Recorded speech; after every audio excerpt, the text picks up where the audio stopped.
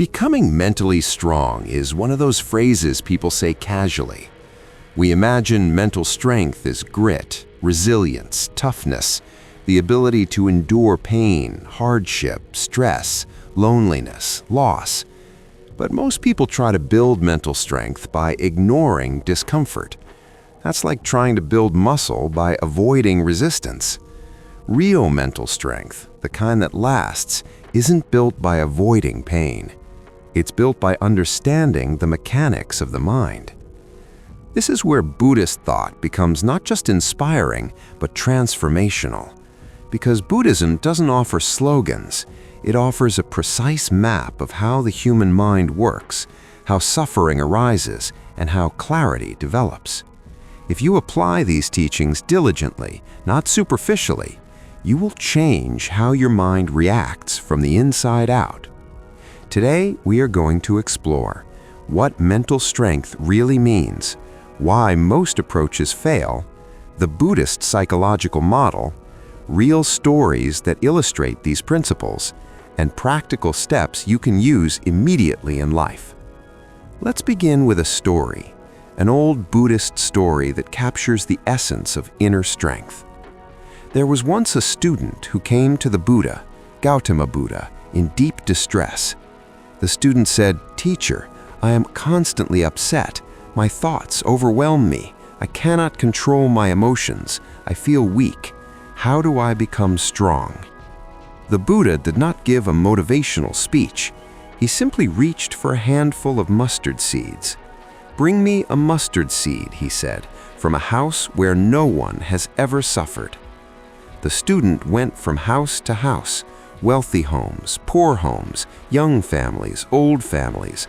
Every house had known pain, death, illness, loss, heartbreak. Finally, the student returned empty-handed. The Buddha said, "Suffering is universal."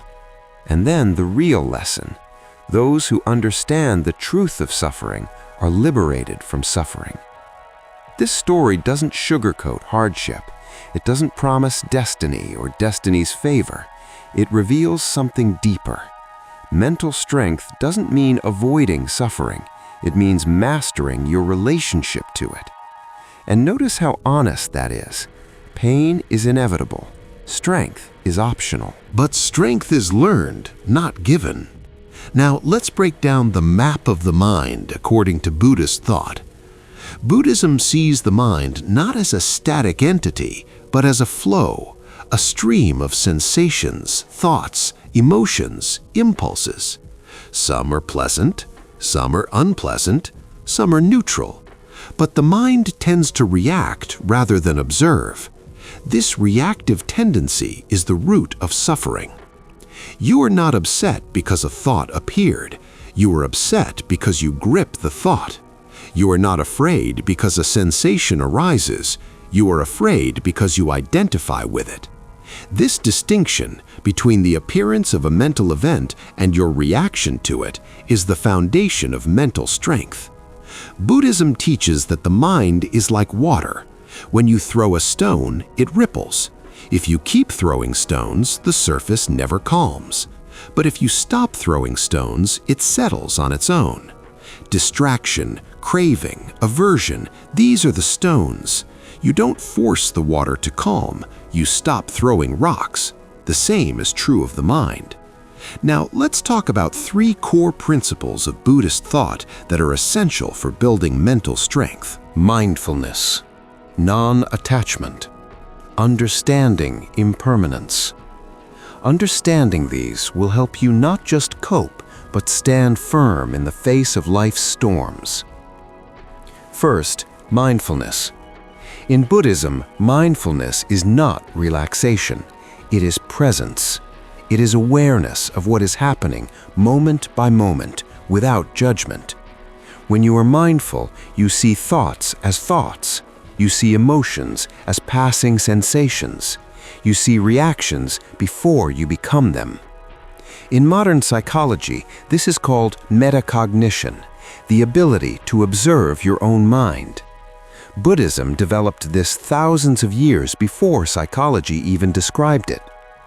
One of the earliest instructions the Buddha gave to his disciples was simple: be aware of the rise and fall of the breath. Not because the breath is mystical, but because the breath anchors you in the present moment, the only place where reality exists. Notice this. Discomfort always occurs in the present moment. Regret belongs to the past. Worry belongs to the future. But suffering itself, the raw sensation, always shows up now. Mindfulness allows you to see it clearly without adding stories. And when you see it clearly, its power diminishes. It doesn't control you anymore. The second principle is non-attachment. This word gets misunderstood. Non-attachment is not indifference. It isn't emotionless numbness. It means you experience fully without being owned by what you experience. You can feel joy without clinging to it. You can feel pain without resisting it. In Western culture, we are taught to seek pleasure and avoid pain. Buddhism teaches neither. It teaches freedom from being controlled by either. A classic Buddhist metaphor describes the mind like a wild elephant. In the beginning, the elephant runs wherever it wants, distracted by sights, sounds, sensations. With training, the elephant becomes steady, calm, focused. In this metaphor, the mental elephant represents attention. When you learn to guide your attention rather than being dragged, you become strong. But notice the language here. There is no command to suppress thoughts. The focus is on training, not force. This is crucial. Trying to suppress or control your mind through force only creates resistance, which leads to more suffering. The Buddha taught a different method, a method of insight, clarity, and gentle discipline. Now let's talk about the third principle, impermanence. Impermanence, or anicca, is one of the central pillars of Buddhist psychology. Everything is changing, moment to moment. Thoughts change, feelings change, bodily sensations change. Nothing stays the same. The mistake most people make is clinging to permanence. They want satisfaction to last. They want certainty. They want security. But life is not built that way. Resistance to change is the root of frustration. Real mental strength is not holding steady in a world that doesn't change. Real strength is being steady because everything changes. Here's another story that beautifully illustrates this. There was a king who asked a wise monk, "How can I be happy forever?" The monk replied, "Carry this lotus flower until it never wilts." The king carried the flower. At first, it was beautiful, but eventually it withered. The king returned to the monk and said, "It died. I cannot be happy forever." The monk said, "Exactly. Happiness cannot be forced. It cannot be captured. It cannot be made permanent. And strength does not depend on permanent happiness. Strength depends on clarity. Clarity about what is present, what is true, what is changeable, and what is within your control." In Buddhist thought, the mind's tendency to seek permanence is the root of fear. We fear loss because we think we own things. We fear change because we think stability is natural. But stability is an illusion. Understanding impermanence frees you from the tyranny of expectation.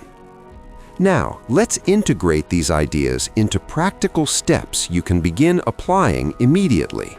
These are not vague suggestions. These are precise habits that reshape the structure of your mental experience. First, practice mindful breathing daily. Not for 5 minutes, not for Instagram-style calm, but for honest observation. Notice the breath. Notice the mind wandering. Notice how often resistance arises. Don't judge it, just notice it. This one practice develops internal awareness, the first step toward mental strength. Second, observe craving and aversion without obeying them. Craving is the urge to grab pleasant sensations. Aversion is the urge to flee unpleasant ones. Both are reactive responses. Both weaken your inner stability. Watch them arise. Watch them pass. This trains you not to be a puppet of impulses. Third, remember impermanence in every experience. When pleasure rises, remember it will pass. When pain rises, remember it will pass. Not to be cold, but to see things as they are. This perspective removes panic and quiets resistance. Fourth, bring your attention fully to one thing at a time, not half-heartedly, not distractedly. One task, one moment. This is single-pointed focus, a core element of strength. In Buddhist practice, this is called samadhi, deep concentration, and it's not mystical. It's attention trained through repetition. Now, let's talk about real obstacles you will face. Mental strength doesn't grow in a calm environment. It grows in turmoil. Recently, a psychologist conducted research showing that people with high resilience aren't those who avoid stress. They are those who face stress and integrate it into growth. This aligns perfectly with Buddhist insight. Suffering is not the enemy. Ignorance is. By ignorance, we mean misunderstanding the nature of mind.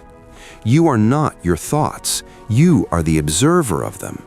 You are not reactions. You are the space in which reactions occur.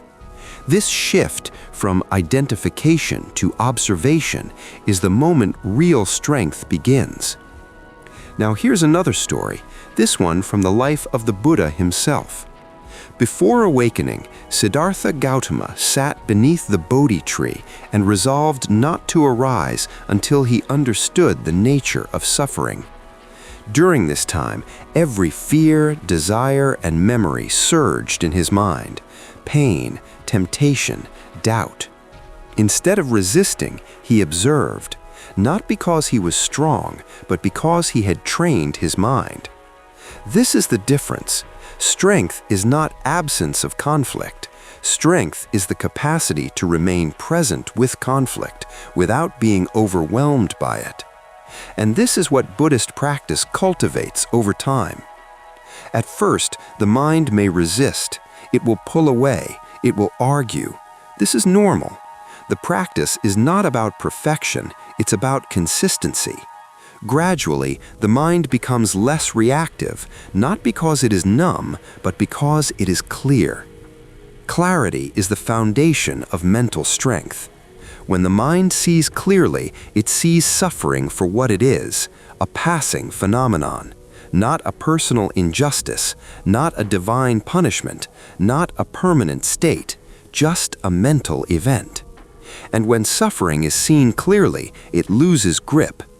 This is not optimism, this is insight. Now, as we near the end of this teaching, let's reflect on what we've covered. Mental strength is not resistance to pain. It is clarity about the mind's processes. It is presence with reality as it arises. It is awareness of change. It is freedom from identifying with every impulse. And most importantly, it is trained, not forced. This training takes discipline. It requires honest observation, and it rewards persistence. Buddhist thought does not promise an untroubled mind. It promises an observant mind. And observation is the cornerstone of strength. Because a mind that sees clearly is no longer tossed by every wave of sensation. It is steady. It is grounded. It is free not from life's challenges, but from being controlled by them. And that is what it truly means to be mentally strong.